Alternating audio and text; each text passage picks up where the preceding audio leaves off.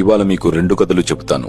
ఒక కథలో ఒక మహిళ ఒక పామును పెంచుకుంటుంది. కొన్నాళ్లకు ఆ పాము తినడం మానేస్తే మహిళ కంగారు పడి పశువైద్యు దగ్గరికి వెళ్లి, డాక్టర్ గారు, మా పాము గత వారం రోజులుగా ఏమీ తినట్లేదు, ఎందుకో అని అడుగుతుంది. దానికి ఆ డాక్టర్, చూడమ్మా, నువ్వు పాముతో సహజీవనం చేస్తున్నావా? అది నీతో తింటూ నిన్ను చుట్టుకొని పడుకుంటుందా అని అడుగుతాడు.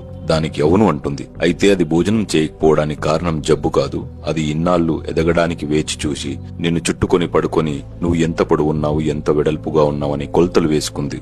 ఇంకొన్ని రోజుల్లో అది నిన్ను తినడానికి నిశ్చయించుకుంది కాబట్టి ఇప్పుడు అది తినడం మానేసింది అని చెబుతాడు. మరొక కథలో ఒక గ్రామంలోని మహిళ తన చంటి పిల్లవాడిని ఇంట్లో వదిలేసి బయట పనిచేసుకుంటూ తిరిగి రాగా తన బాబు ఒంటిపైన రక్తం చూసి, తను పెంచుకుంటున్న కుక్క నోటిలో రక్తం చూసి ఆ మహిళ తన కుక్కే తన బిడ్డను గాయపరిచిందన్న కోపంతో ఆ కుక్కను కొట్టి చంపేస్తుంది. కాసేపటికి ఇంటి లోపలికి వెళ్లగా ఒక విషపు పాము రక్తపు టేరులో ముక్కలు ముక్కలుగా పడి ఉండడం గమనించి, అయ్యో, ఈ పాము నుంచి నా బిడ్డను కాపాడడానికి నా విశ్వాసమైన కుక్క తన ప్రాణాలకు తెగించి పోరాడితే చివరికి దాన్ని చంపేశానా అని బాధపడుతుంది. చెప్పిన రెండు కథల్లో మొదటి కథలో మీ జీవితంలో ఉంటూ మిమ్మల్ని ఎలా మోసం చేయాలా, ఎలా నాశనం చేయాలా అంటూ పాము లాంటి వాళ్ళని గుర్తించడం ఎంత ముఖ్యమో, అలాగే రెండో కథలో చెప్పినట్టు మిమ్మల్ని అన్ని వేళలా సంరక్షించుకుంటూ ఎంతో విశ్వాసపాత్రులైన వారిని తొందరపడి అపార్థం చేసుకుని దూరం చేసుకోవడం కూడా అంతే మూర్ఖత్వం. ఇలాంటి మంచి తెలుగు పద్యాలు